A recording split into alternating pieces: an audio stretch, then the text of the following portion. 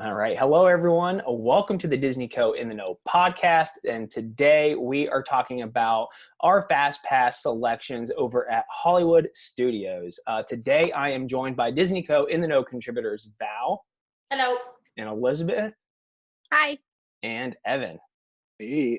And before we get started, real quick, this video is sponsored by 407 and Beyond Vacation Company, Disney and Universal experts who help plan your family's perfect vacation. So all you have to do is show up, have fun, and create family memories. Visit us on the web at www.407vacations.com. All right, guys, let's just jump right into it. If you are new to FastPasses, check out our prior two videos on FastPasses at the Magic Kingdom and FastPasses at Animal Kingdom. In both of those videos, we go over our strategies and we go over what FastPass is and how best to utilize it. But today, instead of going back through all that again, let's just jump right into Hollywood Studios attractions. So Val, Evan, Elizabeth, if you recall, you have three options when I give you an attraction. You can get a FastPass, you can wait in the queue, or you're going to skip the attraction altogether. You guys remember? Yes. We're good. All right. So with that said, let's start off with what I think is an easy one, which is what I say at the beginning of all these videos. Let's start off with the Twilight Zone Tower of Terror. This is one of Val's favorite rides. So let's start with Val. Val, are you going to get a fast pass for the Tower of Terror, or are you going to queue this? Because I know you're not going to skip it, right?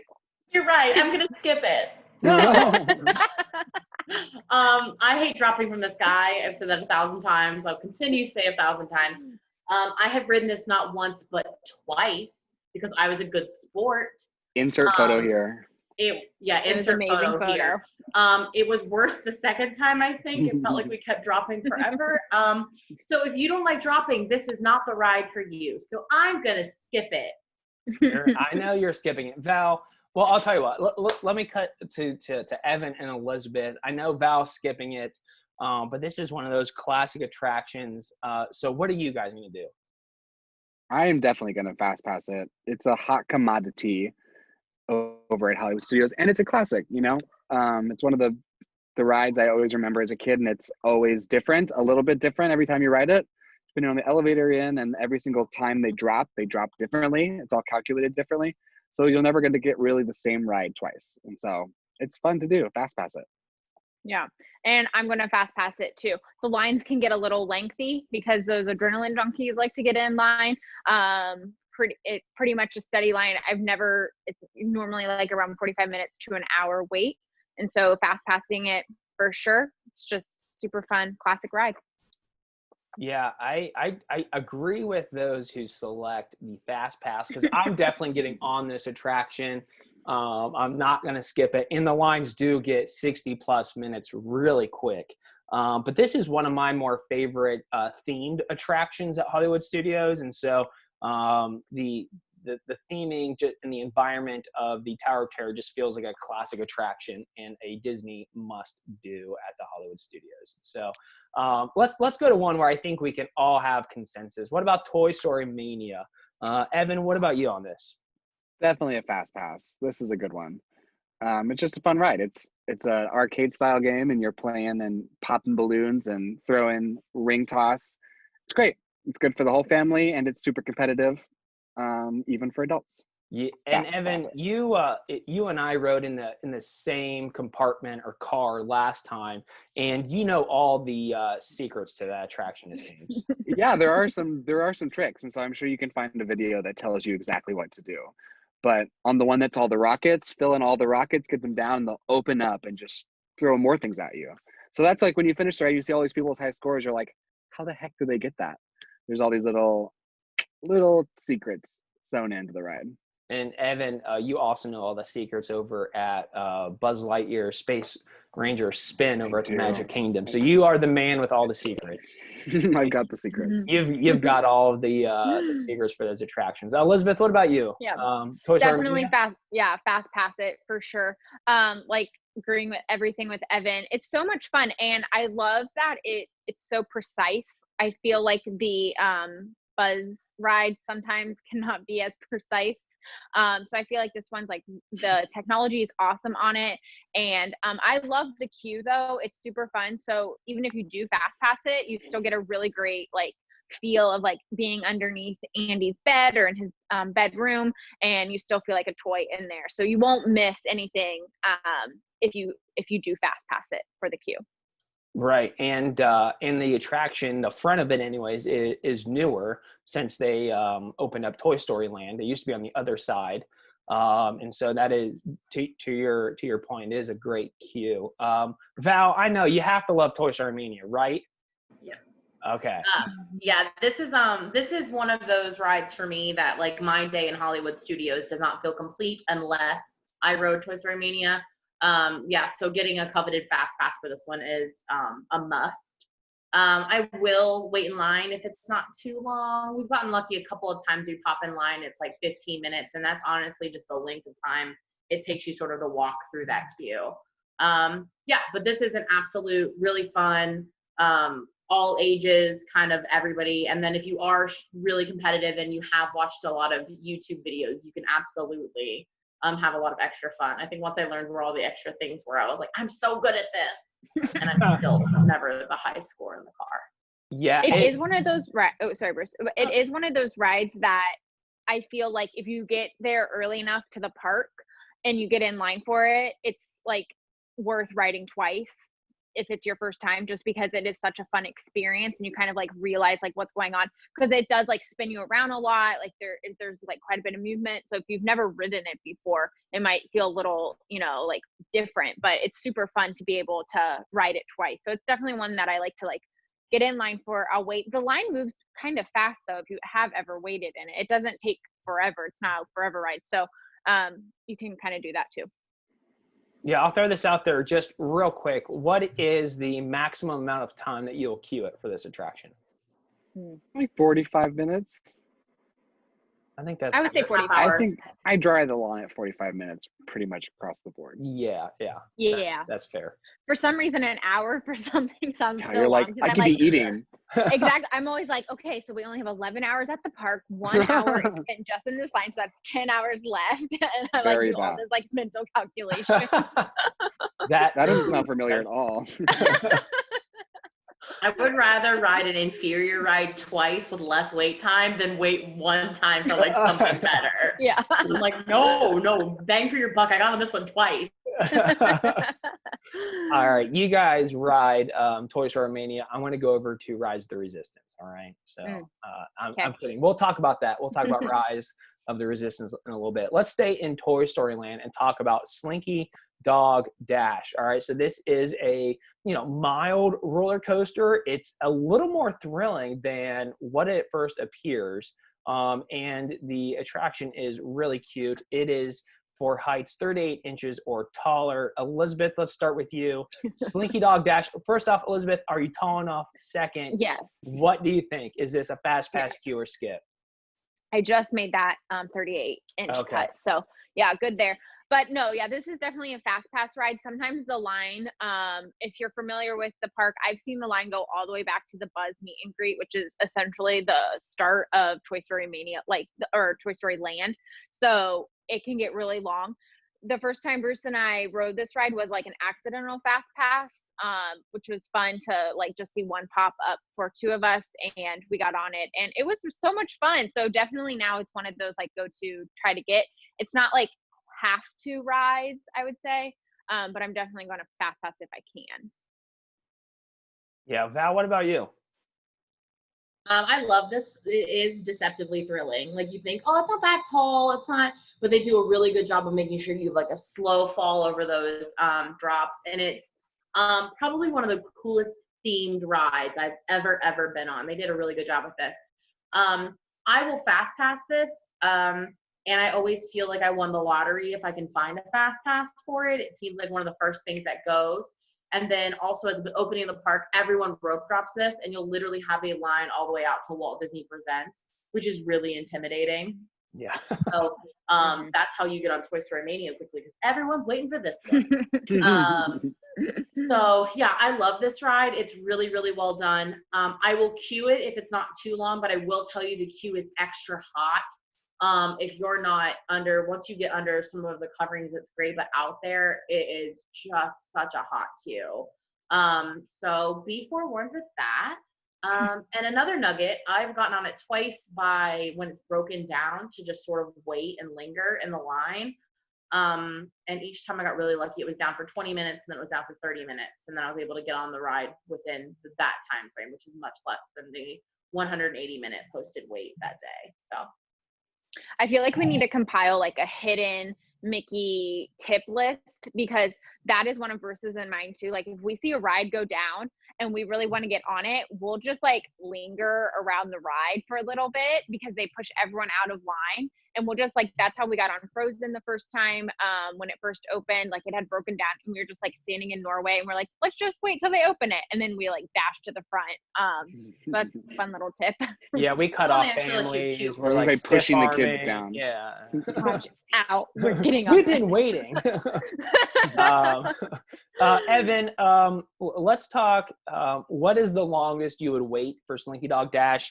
And let's talk a little bit about, in my opinion, I think this attraction takes on a different feel at night because it lights up. So talk to those two things. Yeah, I agree with you.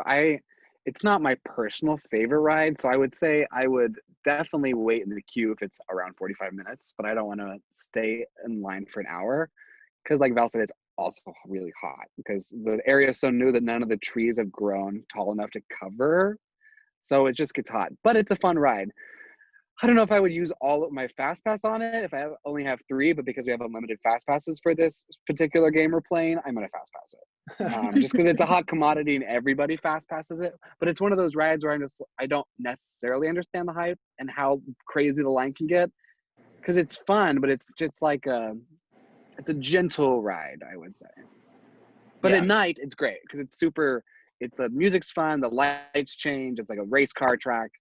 It's cool.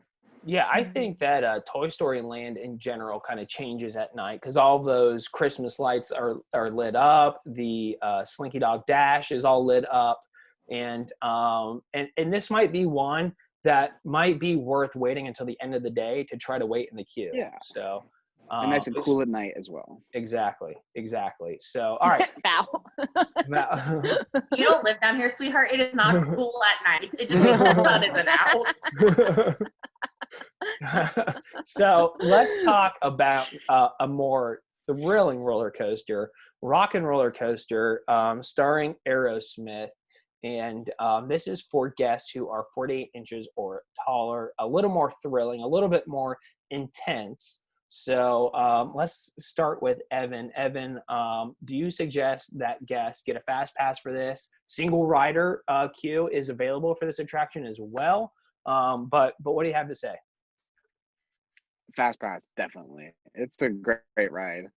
And it's like they play a different song every time you're on it, so it's always a little bit different. But the ride itself is super thrilling. It's a great roller coaster. I only think I remember waiting in the standby line when it first opened way back when, and I think we have fast passed it every other time because it just gets super. It's like a ride that everybody wants to do, so it can get really busy and the line can take a long time. And when it breaks down, the line just you're just waiting forever and ever and ever for that ride. Yeah, waiting to get those backstage passes. Right? Yeah, so. We need a super stretch. Yeah. Oh. Val, what about you? Yeah, I love this one. This is definitely a fast pass for sure. This is a great ride. You didn't want to do it the first time. So remember you didn't want to do it the first time? I was a little afraid. It was my first roller coaster that I never that was like the jump start, like you take off. I forget what that's called. What is that? The beginning Catapult. Whatever. Yeah, something like that. It was the first one I'd ever ridden like that, and I was nervous, but it was really, really fun. It's actually, it's actually a lot of fun. So this is a definite fast pass for me. I will say this is the only single rider line that doesn't feel like it moves at all, because I've been to the park by myself many times and just like, I'll hop in a single rider. And the single rider for every other ride seems to really go.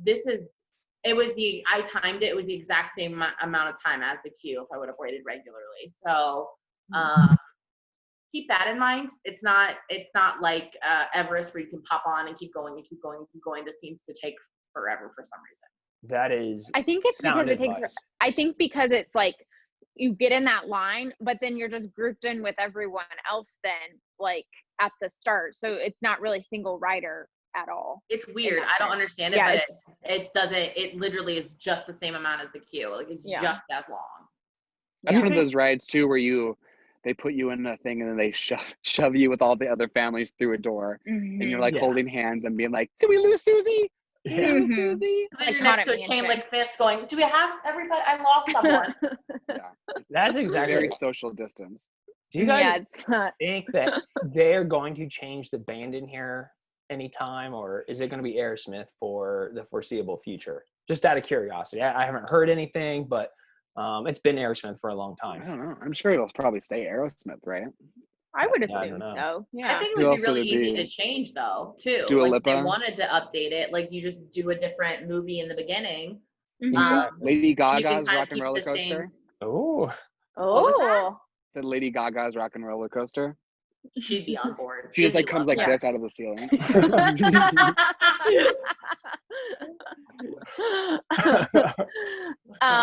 Yeah, I remember the first time I ever rode this ride.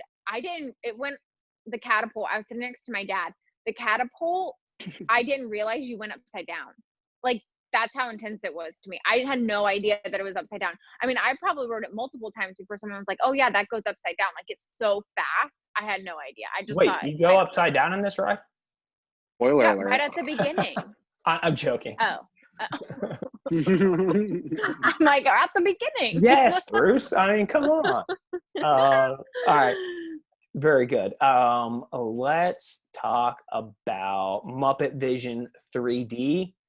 I think we can all collectively say cue it or not, right? No one's using a FastPass. Can I say that? No. Yeah, no. But I wouldn't say skip it either, just because it'll always pop up as an option, but don't do it. You don't need it. Yeah, it's not a classic attraction, but it is a classic Hollywood Studios attraction. So I wouldn't say skip it, but the 3D can certainly be updated. And it's everything a great else. like air conditioner. Like if you need to get out the heat and you want to take a little snooze, it's like 25 minutes. Yeah, if you love the Muppets, it's nice, but definitely. I feel like that area back there where the Muppets are is kind of forgotten, like Pizza Rizzo's, Mama Melrose, Muppet Vision 3D. The Christmas shop. The Christmas shop. I feel like that's all forgotten now because Galaxy's Edge is there, and there's like no reason to go left unless you're going to Pizza Rizzo's or Muppet Vision 3D. So I tell you something I've learned really cool about the gift shop that's attached there is we were looking for pins the last trip I was on, and they have 2 hidden paintbrushes in the store, and you have to find the hidden paintbrush and bring it to a cast member to see the pin board behind. Ooh. Which I know, I was shocked. Cool. I was like, how have I never known this? And I also had a very cool Disney magic moment here with my friend who had all Star Wars pins on his backpack, and a cast member chased him down and said, "I want to do a trade with you, but you don't have to give me anything," and gave him an amazing Kylo Ren pin. Nice. So it was very cool. I had some cool moments there last time I was at the park that I would have missed. So Val, those poor people don't get a lot of magic back there. So when someone comes make back, their own. they're like, take we're my gonna merchandise. Do everything. Let me help. That's funny. So Val, that actually got me thinking. I think we should probably do a show on pin trading strategies. I would love to. And maybe like a little show and tell of your favorite pins. Okay, sure. Evan, I know you're on board with that, right? My pins are in New York. Oh no. Oh no. I'll have someone send pictures. Yeah, send pictures, or we can wait to do that show. Because I've got great pins. Yeah. Absolutely. I recently got my pins. Yeah, he does. Yeah. I have all Cinderella pins. So Val, that one that you sent me, it was perfect. And I've had, like, when I was really into pin trading, I bought some off of eBay that I had on there that I forgot about. So yeah, like Lucifer, Lady Tremaine, like good ones. Yeah. I think we need Disney Co. and then no light bulb pins. I think those would That'd be cute. pretty cool. So maybe look for an exclusive coming out, later this summer. So A must-have. Must have. Yeah. Must have. So all right. So anyways, all right. Let's go over to Galaxy's Edge. I know you cannot get a fast pass for Rise of the Resistance. We will talk about that in a moment. But let's talk about an attraction that you can get a fast pass for, and that is the Millennium Falcon Smuggler's Run attraction. This is a simulator-based attraction where you get to be a pilot or an engineer or a gunner inside the Millennium Falcon. We had the fun of all doing this together with TJ, and so everybody was on board and everybody was paying attention and doing the job that they were supposed to do. And I'll never forget that. Yeah, I was like, what's going on? I wasn't going to say anything, but anyways, nothing really beats the feeling of putting the Millennium Falcon into hyperdrive. That was pretty special, and Val made sure I sat in the right seat for that, so I have her to thank for that. But let's talk fast pass, queue, or skip. It does have a great queue, so maybe the strategy is have spent a little bit of time in the queue. But Val, because you put me in the right pilot seat to put the Falcon in hyperdrive, I want to start with you. What do you have to say about this one? I would say I would queue this if it's not too long. This one also does have a single rider line for those of us who are single riders. So, and it went pretty fast. It's up this weird back stairwell, though. It's strange. The queue for the single rider, I was like, this is okay, great. There's like no magic in the single rider line. It is a stairwell. And you're like, move along. They're just like, go ahead. I'm like, great, no magic. It's like a state carnival. I will say, fast pass this or queue it. If you are a Star Wars fan, it pays to queue this ride because you get to go through like a workman station. You get to see the top of the Millennium Falcon, the back of the Millennium Falcon. It really is such an immersive queue, and if you're there for a Star Wars person, you have to do this for them. Also, if you've got Star Wars people that are big Star Wars fans in your group, tell the person that's handing out roles that you guys need to be pilots. Watching my two friends almost cry driving the Millennium Falcon was more magic than I could have made. So I really encourage you guys, if those people are in your group, to do those two things. So Val, for our listeners and our viewers, I just want to clarify that I was not crying, right? You're not referring to No. These are separate people. You should have seen Bruce. Bruce was weeping. It was kind of a real ugly cry. Bruce was crying. He flew into a mountain. No, but I had two friends with. I've been on the ride. I've been fortunate enough to not be a Star Wars fan and be on the ride like 5 times already. So, yeah, great queue. Good cue. Elizabeth, what about you? So like when we went on this ride, I had no idea what a Millennium Falcon was. Like I had heard of it before, but I really had no idea what it was. So the people, Val, Evan, TJ, Bruce, they were super pumped to be on the ride. It was really cool. We got in, I'm pretty sure it was like late at night. Like we walked when the show was going on, and we like just walked on to the ride. And I think it even said out front, like 30-minute wait. And we totally were like, okay, we'll do that. But we just walked on the entire time. So TJ was explaining things as I was walking with him through the queue. So it was really cool if you're a Star Wars fan. But probably if you are a Star Wars fan, maybe do something similar to like go there, get through the queue, but also make sure you have a fast pass for it. So you can kind of get to ride it twice. Because it was really cool once you're in there. Mm-hmm. Yeah, sorry. No, Evan, you can finish the song if you want. No, I'm good. I was giving Evan his moment there. Okay, Evan, what about you? Fast passing it, queuing it. What do you think? What is this? I'm with the queue people because it's such a great queue. There's also, if you have the My Play Disney app, it's interactive, and so there's along the way on the queue there are things for you to scan that go into the app that's all over this part of it's all over Galaxy's Edge, so that's good. It's not my personal favorite ride. I like it. I feel like the first time I was a pilot, the first time I was super excited, and I don't think I did it correctly. It didn't feel like I was actually driving it, and then when I was going up I felt like I was going down, so I'm a little confused, and I thought I didn't do it right. So I don't know. I walked away with it not being like, wow, I liked it, but I was like, I like Rise of the Resistance a lot more. So I guess if there's a That's fast pass fair. for Rise of the Resistance, I'm going to save it for that one. I will say too, if I can butt back in, is that there are 6 people in a ride simulator at a time, and they don't care who you are. So like, I forget how it worked out, but I went with friends of mine and I was stuck.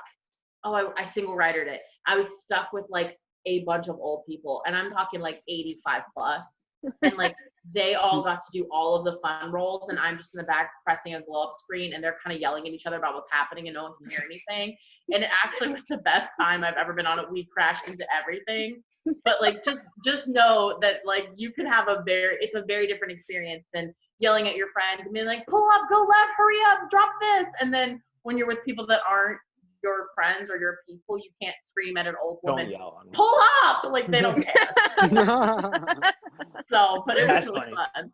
And if you do crash, this ride will let you know that, because lights will start going out, things will start coming off the walls as if you have crashed. So it is pretty immersive. I agree with Evan. It's a good attraction. It's a good queue. I love seeing the Millennium Falcon. The ride's good, but it's not something I'm sprinting to typically. So all right, let's talk about 2 more attractions. And one of them we have been on, one of them we have not. So the brand new Mickey and Minnie's Runaway Railway that is now in the Chinese theater where the Great Movie Ride was, just opened up and had its premiere before the parks shut down. So neither of us have been able to ride this attraction yet, but I just want to get a little bit of commentary from you guys on what you think of this, what you've seen about it so far, and why you look forward to riding this when the parks reopen. I'm one of those people that, and I'm sure there's other people out there like that, like if a new thing is coming to Disney, I don't like to watch too many videos about it because I like want to experience it in the moment, like, and make my own opinions about it. I know kind of what the concept is about it, so I would definitely fast pass it because it is a new attraction. So I guess that's only my opinion. So I would fast pass it. Yeah, I agree with Elizabeth. I don't like to watch the videos beforehand just so you can be surprised. I'm really bummed because I was supposed to be there the weekend it closed and did not obviously go because it would have been a reckless decision. But I was super bummed because I'd been avoiding watching the videos, and I was like, it's okay. I'm going to see it this weekend. I'm going to see it this weekend, and then I'm going to have to wait until some other time. But yeah, I can't wait. I would fast pass it in a heartbeat. One day. Val, you have anything that you want to say about the Runaway Railway? Yeah, I'm looking forward. I never got to do the Great Movie Ride, so I know a lot of people are really upset about this being its replacement, but I never went on it, so I'm like, what's the Chinese theater? You've never been on it? Oh, Val, I'm so sorry. I muted you on accident. I'm so sorry. Cut her off. No. You haven't been on the Great Movie Ride? It's over. I'm so sorry. Go back 30 seconds. I'm not going back 30 seconds. They already know that you did me a great disservice. I can't wait to ride this ride, but not with Bruce. Yeah. That's funny. I'm so sorry about that. Val, you would have loved that ride. I don't want to talk about it. It's in the past. They built something new. Let's move forward. I can't wait for this attraction. It uses the rideless track system, a lot of screens. It is, 3D without the glasses, using some of the same effects that they have like in Mystic Manor and other attractions throughout the world. So I, unlike the others, cannot control my ability not to watch any ride-through point of views or get all the scoops on the ride. That way, when I do for the first time, I know where to look. But I do appreciate your guys' ability not to spoil the surprise. I have to say this though, because since I live with him, he'll like try to show me what's going on, and then when we're riding the ride, he's next to me and he'll be like, oh, well, wait for this thing coming up here. And I'm pretty sure on Rise of the Resistance he tried to do that, and I looked over at him and I was like, don't spoil this for me. Do you want a He should divorce? have had no room to talk. He ripped his pants. He should have been focusing on other things. I know. Like the light breeze forgot. behind you. I should have told a cast member. So in case our viewers and listeners are curious what that story is, a 30-second recap. I was the first time on Rise of the Resistance. It just opened. The 5 of us, our friend TJ included, we got on the attraction in the morning. We're going through, and in one scene they hurry you along, through the barbed wire through the fencing. ship. Yeah, you're crawling on the ground. It's like boot camp, and my pants got caught on the door frame and ripped during the attraction, and it was weird. So, anyways, yeah, A show within a show. yeah. Once we climbed on the ride vehicle, he just goes, "I ripped my pants." we're all like adrenaline, just like getting in, like we're all riding it for the first time, and he's back there going, "I ripped my pants. I ripped my pants. I ripped my pants." We're like, "Shut up!" I couldn't believe it. So it was a lightsaber. Cut right through. So all right. While we're on Rise of the Resistance, let's make that our last attraction of the day.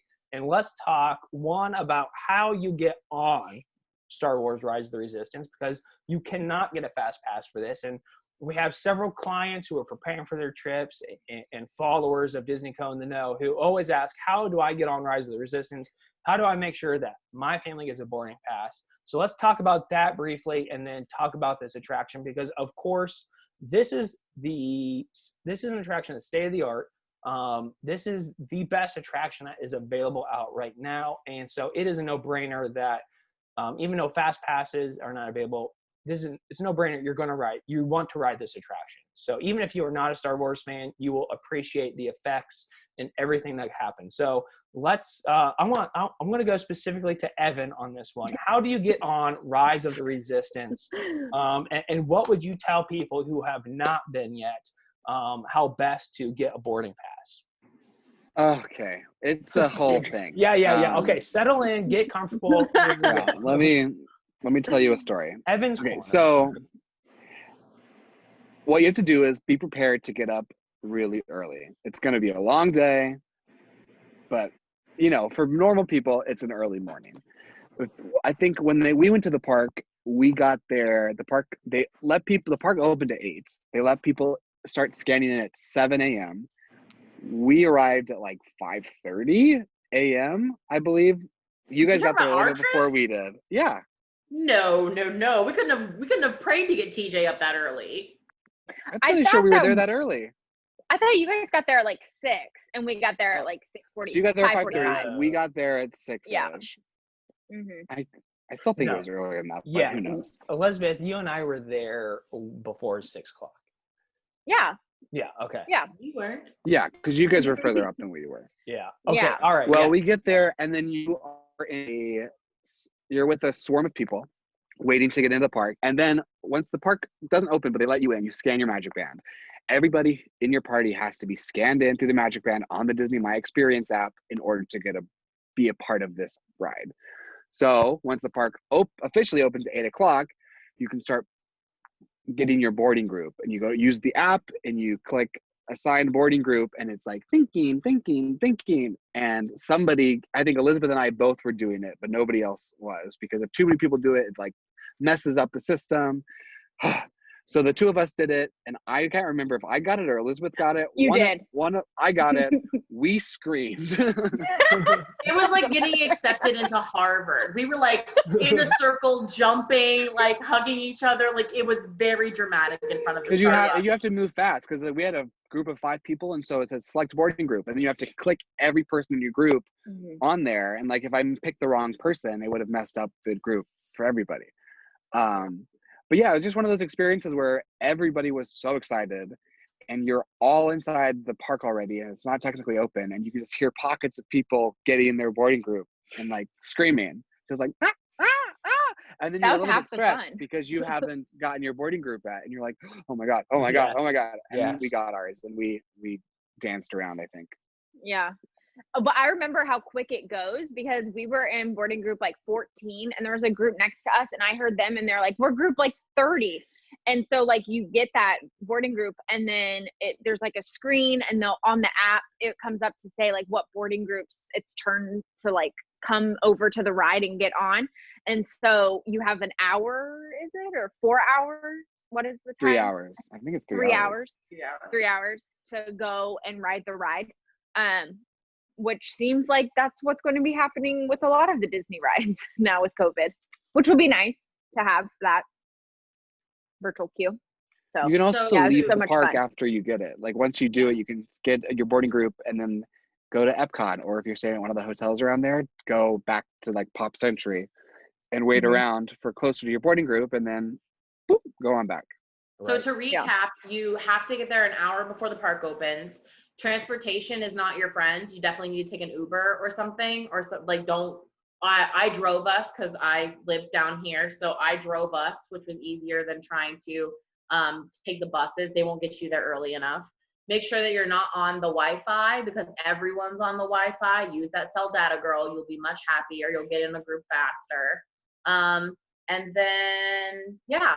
And then if you are in a guaranteed group, like if you are guaranteed to ride the ride, then, and let's say something goes wrong. This happened the last time I was in the park. It went down. I was in a guaranteed boarding group.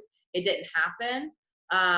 We were given the fast pass for the following day to come back and ride it whenever we wanted. And then also I got a complimentary ticket to Hollywood Studios. That's good for almost 2 years. Nice. So I can scan in and have a whole day at Hollywood Studios on them just because I was inconvenienced by not getting on this ride, which I personally think is way too generous, but I'll be excited to use it. Yeah. I didn't realize that's how nice. you got that ticket. That's amazing. Mm-hmm. Yeah. That is major Disney magic. I know. I was like, oh my God, we can go back. They're like, take our money, take our money. Got it. Trust me. Between the spirit jerseys and the ears, they have all of it. So Also, always remember to, you need to, so I had this problem when at Disneyland when I did it there, which is a whole other beast. But I didn't have my Disneyland app updated when I went, and I couldn't go to boarding group. It showed up, but I couldn't physically that's press good like advice. join a boarding group. So make sure it's, and I felt like such a fool because the entire trip I was like, this is what we're gonna do. We're gonna get here at this time, blah, blah, blah, blah, blah. And I'm the one whose app didn't work. So make sure that your app is the most updated version of the experience app. That way you don't have any technical issues. That's really good advice. And it does seem like this, to get on this attraction is a lot of work, but you can take it from the 4 of us that it is worth it. And if you can go get a boarding pass for Rise of the Resistance, you can go over and get a Ronto wrap, get some food in Galaxy's Edge and hang out. So totally worth it. So guys, is there anything that you want to add about Hollywood Studio attractions in general or FastPass strategy while you are here? I'll open it up if you guys have anything to add before we close up. I don't know. I think it's a great park. I think they've added so many great areas now that it used to be like, oh, Hollywood Studios. Because like if you're going for a day, it seems like a waste of a ticket because it was not much to do. But now there's so much stuff to do, like too many rides to ride to the point where they've like tiered how you can ride them. So it's a great park to go to. Evan, full day park? Yes. Yeah. Okay. The shows And again, I'm sorry. No, go ahead, Val. Okay, the shows at this park are kind of lacking. Like Beauty and the Beast feels very high school budget.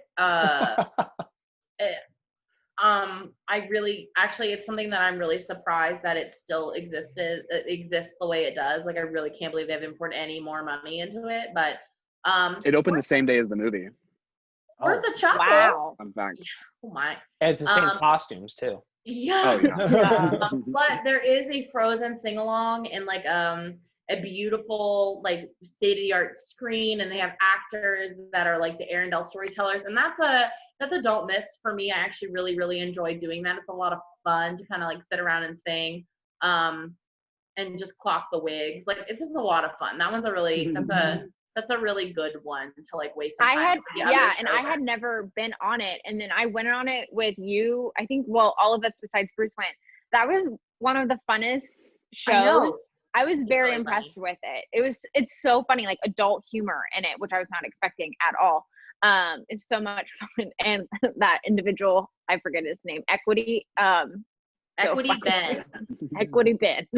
He has a cult following among the regulars at Does Yeah. this show have audience participation, or like can I go in there and relax, or do I need to be nervous that I'm going to be called up on stage or anything? No, you're never going to be called up No, on no, stage. no. Okay. You can sing along. No. I believe the last person, Jordan, we brought Jordan there before. He's definitely fallen asleep in it. So it's not like no one cares. Okay. They So do not, point out. sing. They point at people in the audience sometimes to make fun of them. So sit in the back if you don't want. okay. Oh, Yeah. I can manage being made fun of. I cannot manage singing in front of folks. So That's Not fine. without You that, just too. hang out. It's so much fun. well, you all have nice voices. I do not. So I don't even have a voice for podcasting, but here we are. So I got a face for radio. a face for radio, a voice for silent films. I've heard it all. So all right. Anything else at Hollywood Studios? No, I have to agree with Evan though. It's become a really fun park within the last few years. It's definitely not a half day park. It's one of those parks that if you want to take a break from the park, if you're not having a park hopper or you can't park hop, fun enough pop over to Boardwalk, get a drink over there or Yacht and Beach, and then pop back over for Fantasmic at night. It's a really fun show. So it's definitely can be an all day park. They have good food too, good variety. And there's alcohol there too at that park, which is nice. There is, and and if you wanted to go to Epcot, you could walk or take the new Disney Skyliner and go around. Skyliner is so much fun. It is one of Elizabeth's favorites. So we will we'll have That's a show Hollywood just on the Towers Skyliner. here, right there. So all right, well guys, thanks a lot for being on today's show. For our viewers and listeners, please subscribe to our channel and like this video. You can follow us on YouTube at Disney Co in the Know, and listen to our podcast audio version on iTunes at Disney Co in the Know. We appreciate you hitting the subscribe button and alert button. And to stay up to date and stay in the know, visit us on our Facebook page at 407 and Beyond Vacation Company, and our blog with all the latest news on park reopenings and everything else at www.407vacations.com/in-the-know. So guys, thanks again. I look forward to our next video. And guys, take care and stay safe. Thanks again. Bye. Bye. Bye. Mm.